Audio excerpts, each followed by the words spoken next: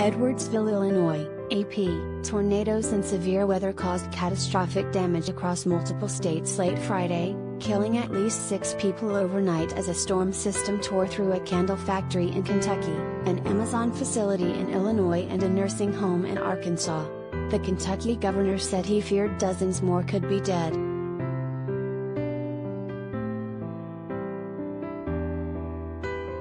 Governor Andy Beshear said about 110 people were in the factory in Mayfield, Kentucky, when the tornado hit.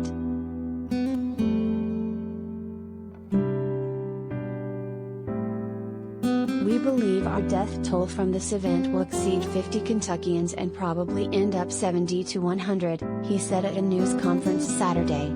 "It's very hard, really tough, and we're praying for each and every one of those families."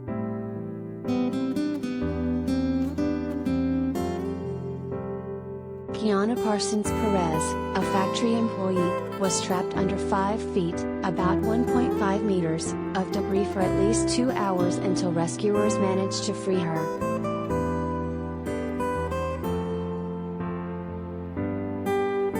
In an interview with Today, she said it was absolutely the most terrifying event she had ever experienced. "I did not think I was going to make it at all.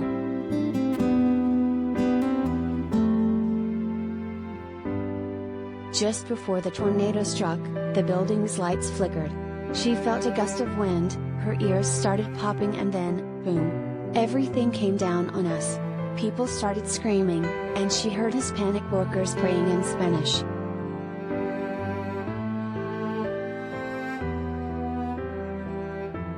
Among those who helped rescue the trapped workers were inmates from the nearby Graves County Jail, she said.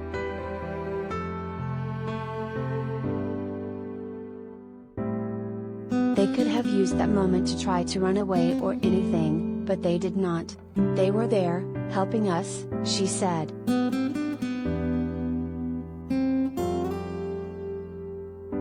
At least one person died at an Amazon facility in Edwardsville, Illinois, Police Chief Mike Philback told reporters Saturday morning. The roof of the building was ripped off and a wall about the length of a football field collapsed.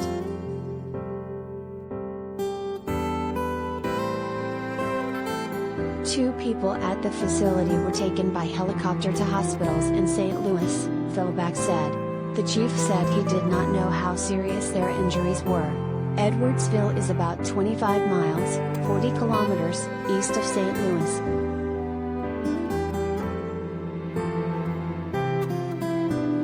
It wasn't immediately clear whether the damage was caused by straight-line storms or a tornado, but the National Weather Service office near St. Louis reported radar-confirmed tornadoes in the Edwardsville area around the time of the collapse.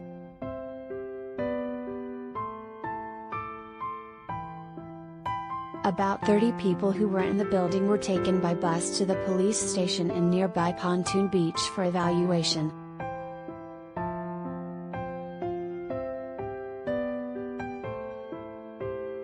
Early Saturday, rescue crews were still sorting through the rubble. Philback said the process could take several more hours. Cranes and backhoes were brought in to help move debris.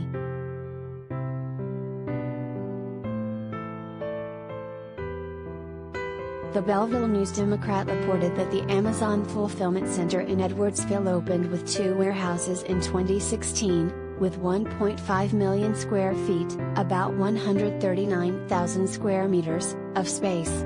The warehouses are used to store items until they are shipped to mail-order customers.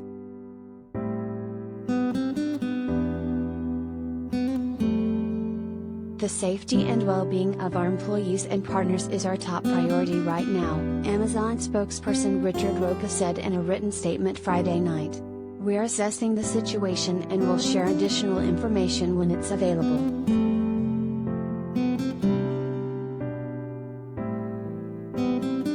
Workers at a National Weather Service office had to take shelter as a tornado passed near their office in Weldon Spring, Missouri, about 30 miles, 48 kilometers, west of St. Louis.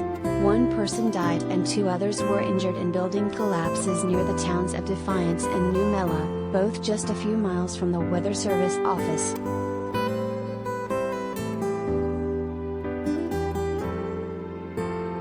A tornado struck the Monette Manor nursing home in Arkansas on Friday night, killing one person and trapping 20 people inside as the building collapsed, Craighead County Judge Marvin Day told the Associated Press.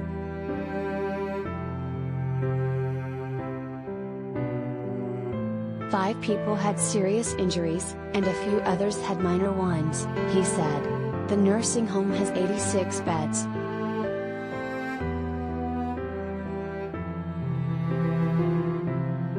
Three storm-related deaths were confirmed in Tennessee, said Dean Flinner, spokesman for the Tennessee Emergency Management Agency.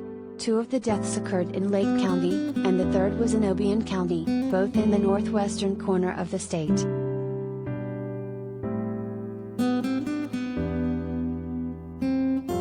In Kentucky, several buildings collapsed during the severe weather that struck Mayfield, said Sarah Burgess, a trooper with the Kentucky State Police.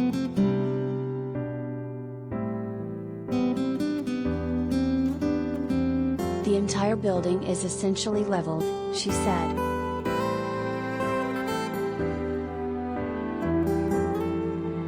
Farther east in Bowling Green, Western Kentucky University said on Twitter that emergency crews were assessing significant storm damage and that no injuries were immediately reported. However, the school called off commencement ceremonies that were planned for Saturday because the campus was without power.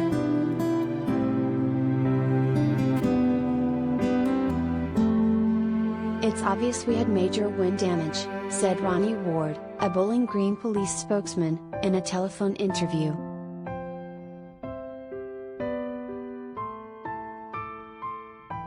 Rescue efforts in Bowling Green and elsewhere were hampered by debris strewn across roads.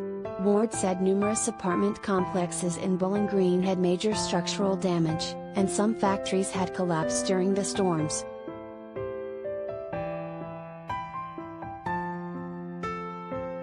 "Right now we're focusing on the citizens, trying to get to everybody that needs us," Ward said.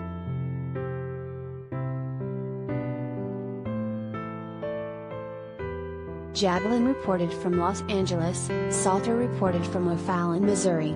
Associated Press journalists Bruce Schreiner in Frankfort, Kentucky, John Raby in Charleston, West Virginia, and Jeff McMurray in Chicago contributed to this report.